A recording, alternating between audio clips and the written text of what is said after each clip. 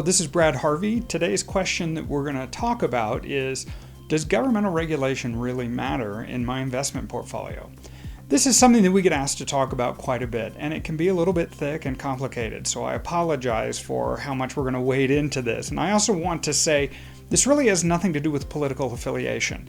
It has to do more with capital markets and how they function, and governments and how they function, in particular the US government. A few years ago, there was a professor, and I believe from Harvard, economics, that came up with what they call the modern monetary theory, the MMT, which we have discussed before. The MMT basically posits that if you're collecting money in dollars and you have control of the printing press, obviously more dollars, then deficits don't really matter. Debts don't really matter because you control the entire process. Now, while some of us might think that this is aberrant, I'm sure that Milton Friedman's turning over in his grave as a result of this, the question becomes, does it work? Does it actually have merit? Now, I would counter the modern monetary theory and say, okay, if it's absolutely true, then why collect taxes at all?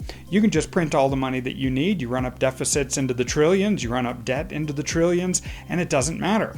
I personally don't think that that's true. I think at some point it does matter, and I think at some point it does come home to roost.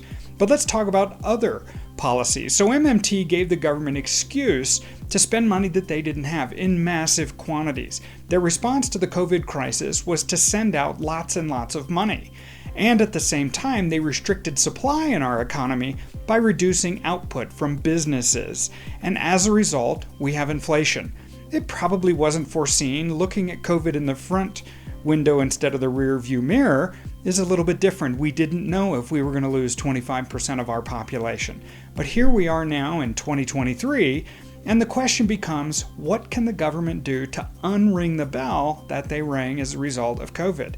So here we are with relatively high inflation. We just had a couple of significant banks that failed, and that has to do more with rising interest rates, which cause long-term bonds to go down in value.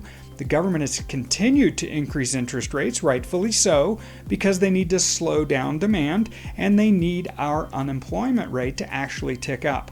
How do you do that? Well, by increasing interest rates, people have less money to spend. Therefore, and in many cases, most cases, we end up in a recession as a result. But the bigger question is, if the government continues to print money, according to the modern monetary theory, and send that money out to create stimulus or not, or to manipulate the markets or not, or the economy or not, is that a good thing? I think the bank failures failed not because of a lack of regulation or laws on the books, but probably a lack of action or enforcement on behalf of the government. We have lots of laws on the books, and I know Congress likes to respond by creating more laws. Well, let's start by enforcing the laws that we already have, and let's also be very, very careful about printing money so that we can just spend it to keep this economy going.